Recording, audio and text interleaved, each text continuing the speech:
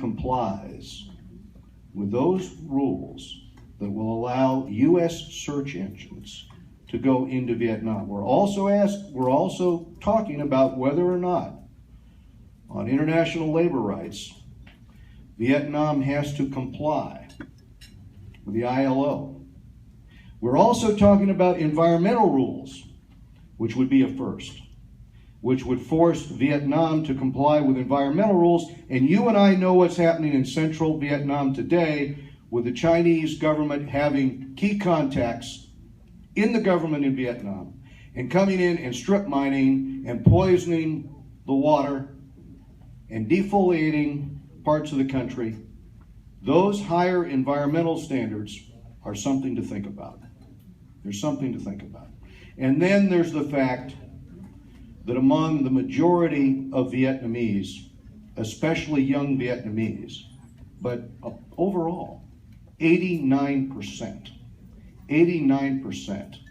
want a closer tie with business with the United States. Now, I talked to the Venerable Thich Quang Do about this question because, frankly, I didn't know how he felt about it, and I didn't know how I felt about it. But what he shared with me was that in his opinion, and he's under house arrest, in his opinion, he believes it's a step forward to have a trade regimen that sets standards, requires things of the government, that brings it into contact with rule of law. Why? Because he thinks that's going to empower the people. Now, should we use these things as leverage? Yes, we should always use leverage.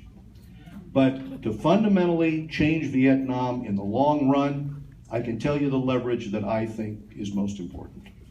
That leverage is the leverage of us finding our voice on the issue of human rights and saying to the Secretary General and saying to the government of Vietnam, you cannot treat your people like animals. You cannot throw them in cells and have young people spend a third of their life locked behind bars because they want freedom of speech. Enough. That should be our dialogue. That's the way we should approach this. We should approach it the way Ronald Reagan approached the Soviet Union. Mr. Gorbachev, tear down that wall. Yeah. Tear down that wall.